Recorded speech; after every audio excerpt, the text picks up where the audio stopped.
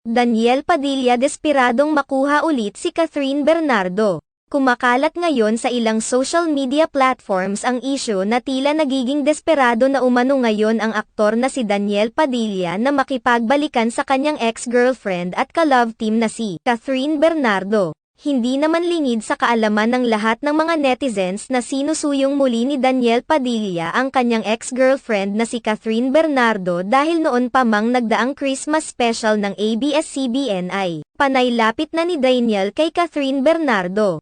Naging extra sweet pa ang aktor kay Catherine sa nagdaang Asia Artist Award.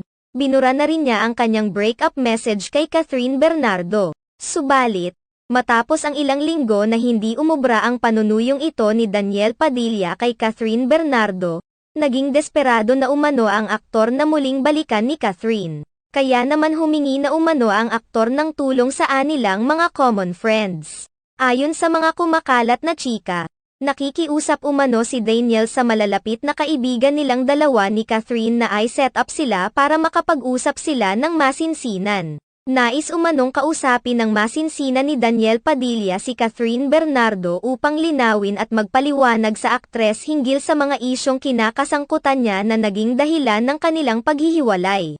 Subalit, marami ang naniniwala na kahit anong pakiusap ni Daniel Padilla kay Catherine Bernardo ay hindi na umano nito mawi-win back pa ang aktres dahil kita naman na tila masaya na ito sa pagiging single.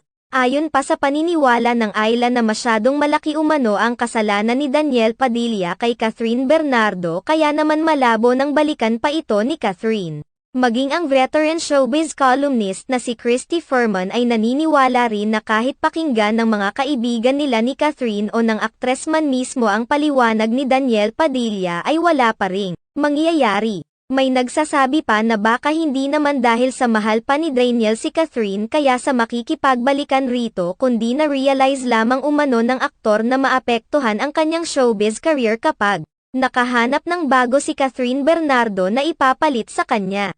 Kath made a very good decision.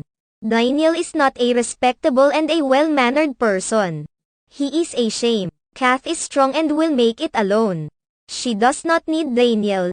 After all, he is not worth keeping for. Daniel was a mistake ever since.